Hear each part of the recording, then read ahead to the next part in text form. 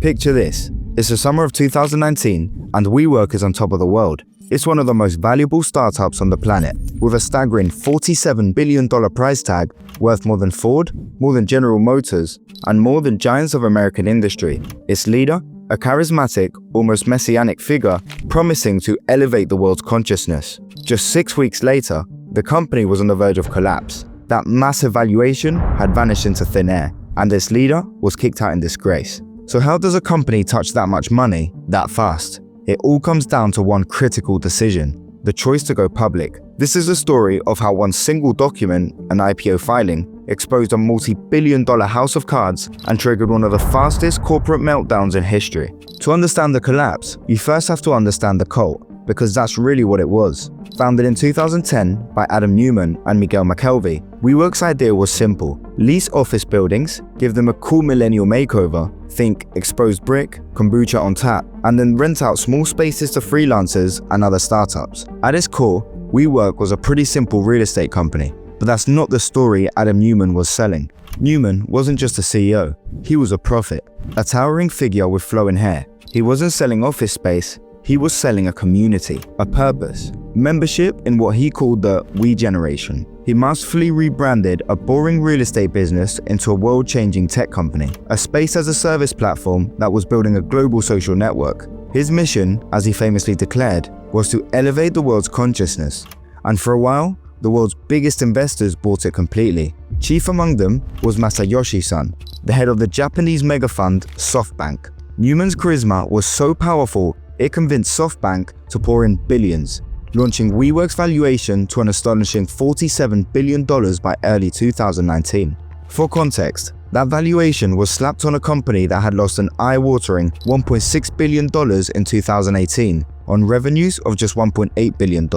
Let that sink in. For every dollar it earned, it spent almost $2. But investors, blinded by the vision and the relentless hype, ignored the terrible financials. They poured money into a business model that was all about reckless, rapid expansion. WeWork opened hundreds of new locations, often overbuilding in cities to the point where its own offices sat half empty. To fill them, they'd offer huge, unsustainable discounts, burning through cash at an incredible rate. But hey, as long as the VC money kept flowing, the party raged on. Employees went to lavish, festival-style summer camps, and the line between work and corporate-sponsored spiritual awakening was completely blurred. Neumann himself lived like a rock star, the physical embodiment of the company's insane valuation. He flew around the world on a private jet, hosted meetings fueled by tequila, and invested company money into bizarre side hustles, like a wave pool company. This wasn't just a business, it was capitalism powered by vision and vibes. But this empire, built on charisma and cheap cash, was about to face the ultimate reality check, a single document that would pull back the curtain and show the world every crack in its shiny facade.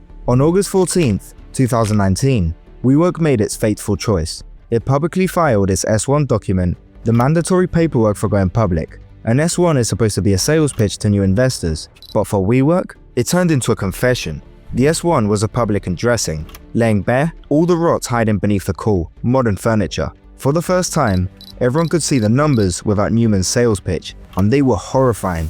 Journalists and analysts immediately started tearing apart the 350-page document, and what they found was an absolute bonfire of cash. The losses were even worse than people thought. In just the first 6 months of 2019, the company had burned through $690 million on a $1.5 billion in revenue, with zero clear path to ever turning a profit. The filing showed the company needed an endless supply of debt just to keep the lights on. But the real masterpiece of creative accounting was a metric WeWork just made up: community-adjusted EBITDA. This profit metric was achieved by simply ignoring most of the real costs of running the business.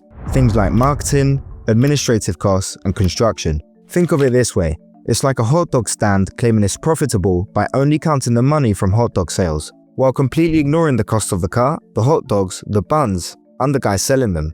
It was a blatant attempt to hide just how much money they were losing. Then were the conflicts of interest. Oh boy. The S-1 revealed, in painful detail, just how Adam Neumann was personally cashing in at the company's expense. How?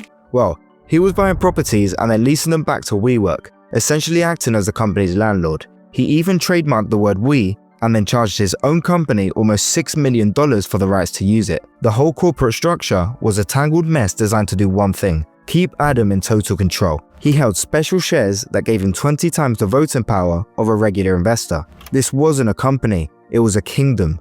And the kingdom was built on sand. The S-1 showed WeWork was on the hook for $24 billion in long-term lease payments.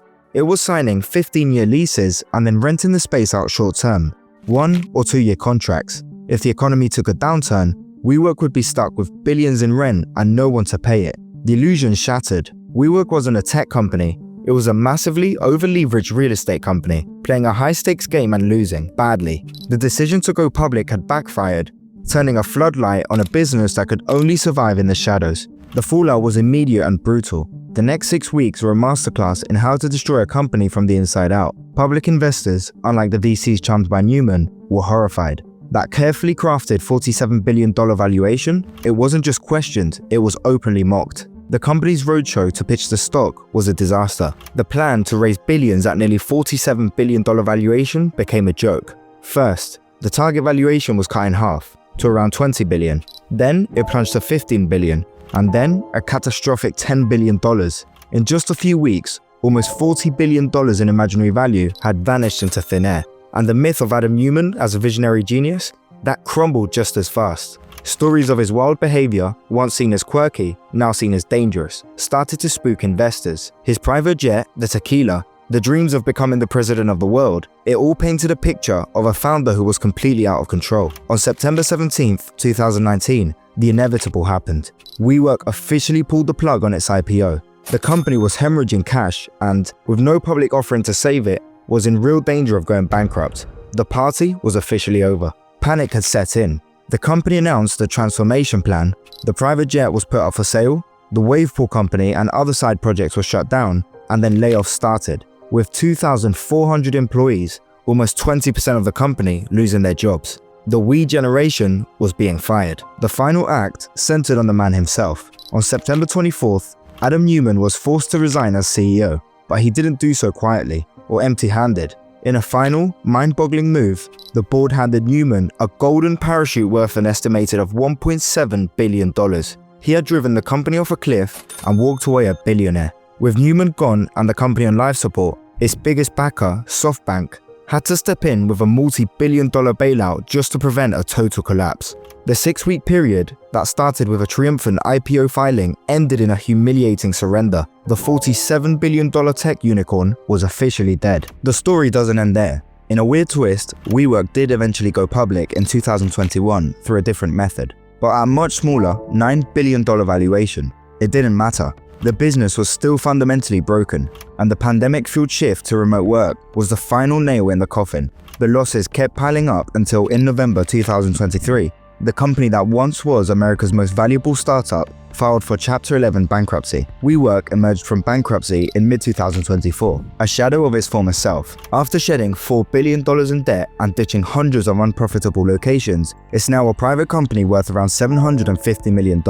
A new leadership team is trying to rebrand it as a stable, professional office company, a far cry from its party-hard past. And by 2025, reports suggested the much smaller company, with around 600 locations, was finally seeing its first profitable quarters on a EBITDA basis. And Adam Neumann, in a move that surprised absolutely no one, he took his billion-dollar payout and jumped right back into the startup game. He founded a new residential real estate company called Flow, which aims to do for apartments what WeWork tried to do for offices. Armed with a $350 million check from the same VC world that fueled his first rise, his new company is reportedly valued at $2.5 billion.